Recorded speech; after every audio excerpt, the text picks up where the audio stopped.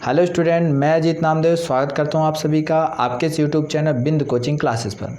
आज हम सभी डिस्कस करने वाले हैं क्लास 12 फिजिक्स के चैप्टर फर्स्ट का टॉपिक, जिसका नाम है क्वांटाइजेशन ऑफ चार्ज। इस टॉपिक को शुरू करने से पहले मैं आपको बता दूं, हमने अपने पिछले वीडियो में चर्चा की थी कूलॉम्स लॉ के बारे में, जो कि बहुत ही इंपॉर्टेंट था। अगर आपने उस वीडियो को नहीं देखा हुआ है तो आप हमारे चैनल के प्लेलिस्ट पे जा करके उस वीडियो को देख सकते हैं। तो चलिए आते हैं अपने टॉपिक की ओर। हमारा टॉपिक है क्वांटाइजेशन ऑफ चार्ज।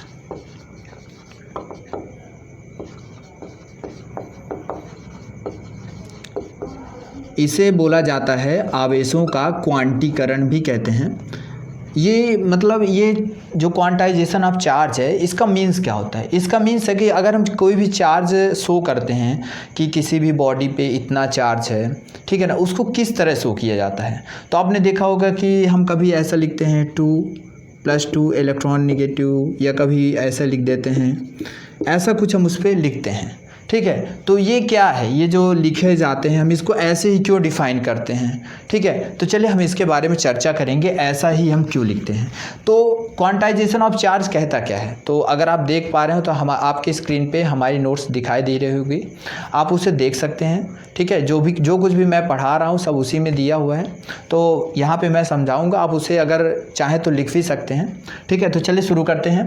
तो क्वांटाइजेशन ऑफ चार्ज ये कहता है कि charge is always in integer multiple of electronic charge. जो चार्ज होता है वह हमेशा integer multiple of electronic charge के रूप में प्रेजेंट रहता है, एंड नेवर इट्स फ्रैक्शन, और वो कभी भी फ्रैक्शन के फॉर्म पे नहीं होता है, ठीक है ना। तो अगर हम देखें कि मान लीजिए कोई हमारा एक बॉडी है और उस बॉडी पर चार्ज Q है, कितना है चार्ज Q है, तो उस चार्ज Q को हमेशा हम किस तरह शो करते हैं? उस बॉडी पर चार्ज यदि Q होता है तो हम उसको शो करते हैं +-NE के फॉर्म पे, +-NE के फॉर्म पे उसे क्या कर सकते हैं, शो करते हैं। यहाँ पे N क्या है, ये Q क्या है और ये E क्या है, ठीक है। तो यहाँ पे आपको Q का, N का, E का मीन्स पता होना चाहिए। ये Q जो होता है वो कहलाता है चार्ज ऑन बॉडी, जो बॉडी पर चार्ज होता है उसे हम Q से शो करते हैं। N क्या होता है? N होता है आपका इंटीजर मीन्स आपका जो वैल्यू प्लस में, मतलब कि कोई भी नंबर, कैसे नंबर जो आपके नंबर लाइन पे प्रेजेंट रहते हैं, या जितने भी होल नंबर्स होते हैं और निगेटिव नंबर्स, वो सभी इंटीजर्स कहलाते हैं। और आपका जो ये E है, ये इलेक्ट्रॉनिक चार्ज है, ठीक है, जो इलेक्ट्रॉनों और प्रोटॉनों की संख्या को शो करता है। जैसे अगर इलेक्ट्रॉन पे रहेगा, अगर मान लीजिए इलेक्ट्रॉनों का चार्ज बताएगा, यानी किसी भी बॉडी पर यदि इलेक्ट्रॉन ज़्यादा हैं या इलेक्ट्रॉनों को शो करना है तो उसके लिए हमको क्या लेना पड़ेगा? -NE लेना पड़ेगा, ठीक है। जैसे यहाँ पे आप देख रहे +-NE लिखा हुआ है, तो प्लस कब यूज होगा, माइनस कब यूज होगा? तो प्लस का यूज़ होगा प्रोटॉन के लिए और माइनस का यूज़ होगा इलेक्ट्रॉन के लिए। तो ये है क्वांटाइजेशन ऑफ चार्ज। ये किसके लिए यूज हुआ? ये यूज हुआ इलेक्ट्रॉनों के लिए, और प्रोटॉनों के लिए क्या यूज होता है? +NE यूज होता है। तो ये था क्वांटाइजेशन ऑफ चार्ज, ठीक है। अब हम बढ़ेंगे अपने अगले टॉपिक में। हमारा अगला टॉपिक क्या है? हमारा अगला टॉपिक है conservation of charge. Conservation of charge,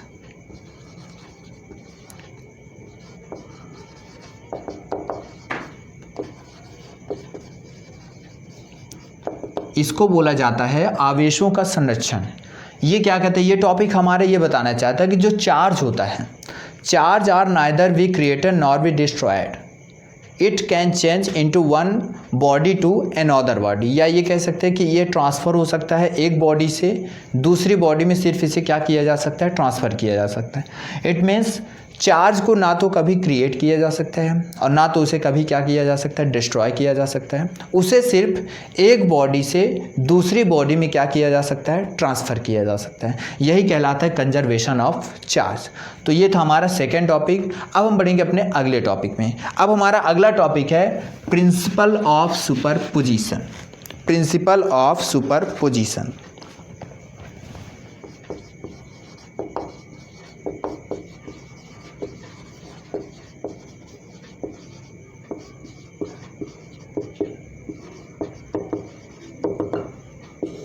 principal of superposition क्या कहता है? सब कोई सुनेंगे। तो it state that if a number of charge interacting on a particular charge then the resultant force is equal to the vector sum of individual forces due to difference charges. तो ये कहना चाह रहा है कि सपोज करिए कि हमारे पास एक चार्ज है, ठीक है, मतलब कि एक चार्ज है क्यू चार्ज, ठीक है। अब इस क्यू चार्ज पर, ठीक है, अलग अलग कोई चार्ज, जैसे एक आपका Q1 चार्ज है, एक आपका Q2 चार्ज है, ठीक है, फिर एक आपका, या मान लीजिए आपका Q2 है, ये Q3 है, Q3 हो गया, ये आपका Q4 हो गया, ये आपका Q5 हो गया, ये आपका क्या हो गया, Q6 हो गया, ठीक है। और इस चार्ज को हमने नाम दे दिया, क्या दे दिया, Q1 चार्ज, ठीक है।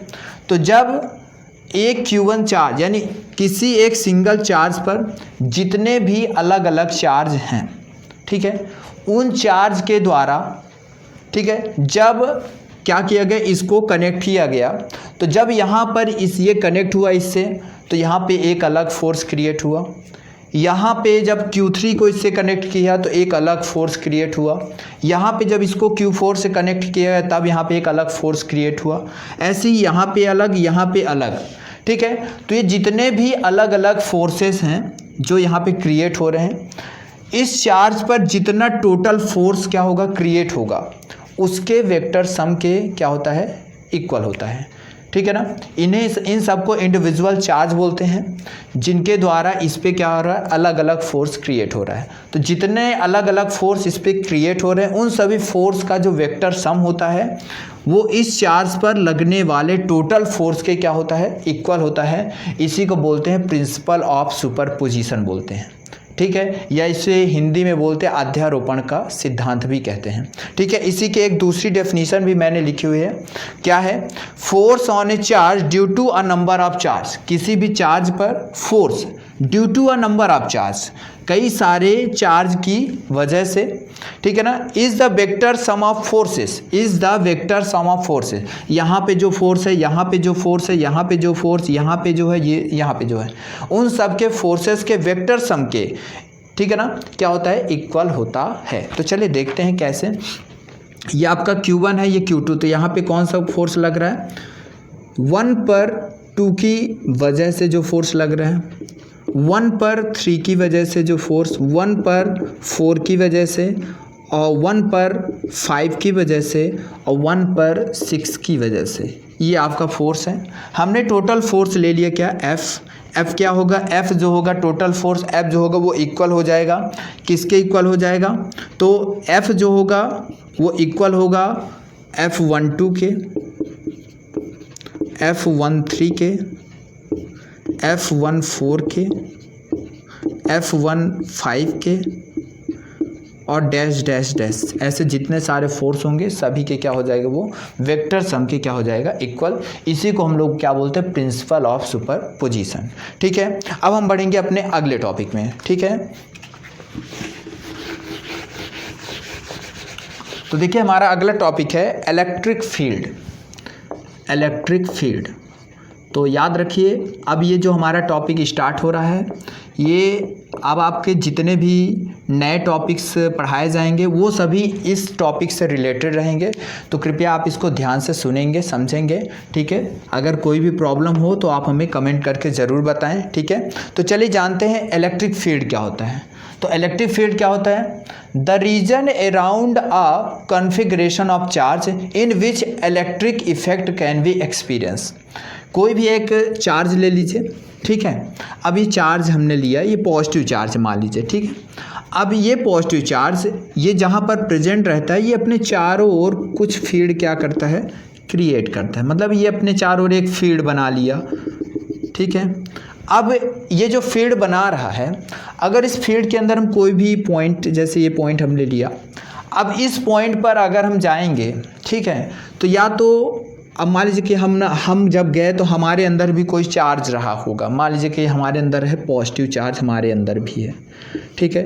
यानी कोई एक चार्ज गया, ठीक है, किस पॉइंट पर गए, इस पॉइंट पर। अब वो कैसा था, पॉजिटिव चार्ज था। तो जब आप इस फील्ड के अंदर जाएंगे तो अब आप ये भी जान रहे हैं कि ये भी पॉजिटिव चार्ज का फील्ड है और आप भी पॉजिटिव हो, तब आप कैसा महसूस करोगे, तब आप अपने आप में एक ऐसा रिपल्सन फोर्स महसूस करोगे, क्योंकि पॉजिटिव पॉजिटिव क्या कर रहे हैं, रिपल्सन करते हैं, कि ये आपको किधर की तरफ ढकेल देगा, बाहर की तरफ मूव करेगा। तो यानी आप क्या समझ रहे हैं कि जैसे ही हम इस फील्ड के अंदर गए तो हमने एक इलेक्ट्रिक इफेक्ट को क्या किया, फील किया, चाहे वो रिपल्सन हो चाहे वो अट्रैक्शन। तो इस फील्ड को ही हमने क्या नाम दे दिया, इलेक्ट्रिक फील्ड दे दिया। तो आप समझ गए होंगे क्या होता है इलेक्ट्रिक फील्ड। इसे हम लोग विद्युत क्षेत्र भी कहते हैं। तो क्या हो गया, किसी भी एक चार्ज के चारों ओर का वह फील्ड जिसके अंतर्गत हम इलेक्ट्रिक फील्ड को क्या कर सकते हैं, फील कर सकते हैं, उसी को क्या बोलते हैं हम लोग, इलेक्ट्रिक फील्ड या विद्युत क्षेत्र कहते हैं। ठीक है, तो ये था हमारा इलेक्ट्रिक फील्ड। अब हम बढ़ेंगे अपने अगले टॉपिक में। हमारा अगला टॉपिक क्या है, हमारा अगला टॉपिक है इंटेंसिटी ऑफ इलेक्ट्रिक फील्ड या strength of electric field. Intensity of electric field, ये क्या होता है, इसे हम लोग बोलते हैं विद्युत क्षेत्र की तीव्रता। इंटेंसिटी या स्ट्रेंथ मतलब आप जानते हैं मजबूती या शक्ति, यानी कोई भी इलेक्ट्रिक फील्ड अगर क्रिएट हो रहा है वो कितना मजबूत है, उसके अंदर कितनी शक्ति है या उसकी पावर कितनी है, यही क्या कहलाती है, स्ट्रेंथ या इंटेंसिटी बोलते हैं। ठीक है, तो ये होता क्या है, ये है क्या, तो देखिए हमारे पास ये चार्ज था, चार्ज के चारों ओर का ये फील्ड था। इस फील्ड के द्वारा ये पूरा मतलब कि इस फील्ड के द्वारा जितना भी ये इफ़ेक्ट हम महसूस करेंगे इस फील्ड के अंदर, ठीक है ना, वो क्या हो गया, इस पूरे फील्ड का प्रभाव हो गया कि यहाँ पर हम कितना मतलब कि इलेक्ट्रिक फील्ड को महसूस कर रहे हैं। लेकिन अगर कोई बॉडी इसके अंदर जाए, अब वो इस पर यानी इस फील्ड के द्वारा जितना भी इलेक्ट्रिक फील्ड को क्या करेगा, फील करेगा, वही इसकी क्या कहलाएगी, वो कहलाएगी इसकी इंटेंसिटी। यानी कोई भी ऑब्जेक्ट या कोई भी पॉइंट आप अगर इसके अंदर कर लेते हैं और कोई भी ऑब्जेक्ट या कोई भी चार्ज दूसरा, ठीक है ना, इस पॉइंट पर अगर जाता है और वो जितना इलेक्ट्रिक फील्ड को क्या करेगा, फील करेगा, वही इसकी क्या हो जाएगी, इंटेंसिटी कहलाएगी। देखिए मैंने क्या लिखा हुआ है, सब कुछ सुनेंगे। Intensity at a point is numerically equal to the force acting on a unit positive charge place at the point.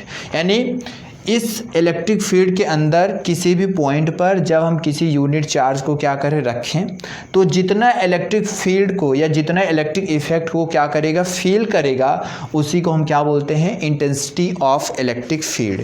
ठीक है, इसे क्या बोला हमने, इंटेंसिटी ऑफ इलेक्ट्रिक फील्ड। इसको मैथमेटिकली हम ऐसा लिखते हैं, E is equal to F/Q। इसका मीन्स क्या होता है, ये F आपका हो गया फोर्स, ये Q आपका हो गया चार्ज। ठीक है, इसका मतलब क्या हो गया कि यूनिट चार्ज जितना फोर्स, कैसा फोर्स, इलेक्ट्रिक फील्ड या ये जो इलेक्ट्रिक फील्ड के अंतर्गत जितना फोर्स वो क्या करेगा, फील करेगा, उसी को हम लोग क्या बोलेंगे, इलेक्ट्रिक फील्ड इंटेंसिटी। ठीक है, तो ये हो गया आपका इलेक्ट्रिक फील्ड इंटेंसिटी का मैथमेटिकली फार्मूला। ठीक है, अब हम देखेंगे ये है क्या। तो सबसे पहले मैं आपको बता दूं, ये एक वेक्टर क्वांटिटी है। ठीक है, वेक्टर क्वांटिटी होता है क्योंकि इसमें मैग्नीट्यूड के साथ साथ, क्योंकि अभी आपको पता चला कि ये जब यहाँ से शो करता है, मतलब कि जब ये इस पर फोर्स करेगा तो एक डायरेक्शन में फोर्स क्रिएट करेगा और साथ में उसका कुछ ना कुछ मैग्नीट्यूड भी होगा। यानी इसमें मैग्नीट्यूड भी है और साथ में क्या है, डायरेक्शन भी है। अतः एक ऐसी क्वांटिटी हो जाएगी, ये एक वेक्टर क्वांटिटी हो जाएगी। दूसरी चीज़ क्या कह रहा है, द यूनिट, इसका यूनिट क्या होगा, यूनिट क्या होगा, तो देखिए ये इलेक्ट्रिक फील्ड इंटेंसिटी है। आपको पता है फोर्स का एसआई यूनिट क्या होता है, फोर्स का एसआई यूनिट होता है न्यूटन। ठीक है, और चार्ज यानी चार्ज का क्या होता है, चार्ज का होता है कूलाम, यानी न्यूटन पर कूलाम, इसका क्या हो गया, यूनिट। या इसको लिख सकते हैं न्यूटन कूलाम इन्वर्स, या शॉर्ट में NC इन्वर्स, ऐसा भी लिखते हैं। तो इसकी क्या होगी, ये इसका SI यूनिट है, किसका, इलेक्ट्रिक फील्ड इंटेंसिटी का SI यूनिट है। इसका डायमेंशन फार्मूला क्या होता है, तो इसका डायमेंशन फार्मूला होता है ML T-3 A इन्वर्स, ये इसका होता है डायमेंशन फार्मूला। तो ये था इलेक्ट्रिक फील्ड इंटेंसिटी के बारे में। ठीक है, अब हम जानेंगे अपने अगले टॉपिक के बारे में। हमारा अगला टॉपिक है electric field lines. Electric field lines क्या होता है? तो जैसे आपको टॉपिक से ही समझ में आ रहा है, इलेक्ट्रिक फील्ड लाइंस या इनको line electric line of force भी कहते हैं। ठीक है, तो इलेक्ट्रिक फील्ड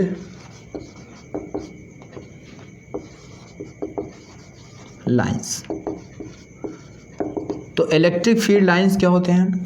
तो देखिए होता क्या है कि ये हमारा चार्ज था और चार्ज के चारों ओर एक इलेक्ट्रिक फील्ड क्रिएट हो रहा है। ठीक है, लेकिन अभी जैसे इसके पहले टॉपिक में हमने इलेक्ट्रिक फील्ड को शो किया था, तो मैंने ऐसे ही डायरेक्टली शो कर दिया था। तो क्या ये शो करना सही है? जी नहीं, ये ऐसे शो नहीं करना चाहिए। ये तो मैंने आपको समझाने के लिए बताया था। तो जब किसी भी चार्ज के चारों ओर इलेक्ट्रिक फील्ड क्रिएट होता है, तो इलेक्ट्रिक फील्ड को क्रिएट करने के लिए हम जो पिक्टोरियल रिप्रेजेंटेशन करते हैं वही क्या कहलाता है? आपका इलेक्ट्रिक फील्ड लाइंस। यानी किसी भी चार्ज के चारों ओर का जो इलेक्ट्रिक फील्ड है, उस इलेक्ट्रिक फील्ड को जब पिक्चर के माध्यम से आप क्या करें, रिप्रेजेंट करें, तो वो क्या कहलाती हैं? वो जो पिक्टोरियल रिप्रेजेंटेशन हो रहा है किसी भी कॉन्फ़िगरेशन ऑफ चार्ज के चारों ओर, उसी को बोला गया इलेक्ट्रिक फील्ड लाइंस। यानी चार्ज के चारों ओर जो मतलब कि पिक्टोरियली हम क्या किए, रिप्रेजेंटेशन। तो कैसे कर सकते हैं? तो मैंने ऐसे किया था, तो ये भी हमने क्या मान लिया? ये हमने माना इलेक्ट्रिक फील्ड।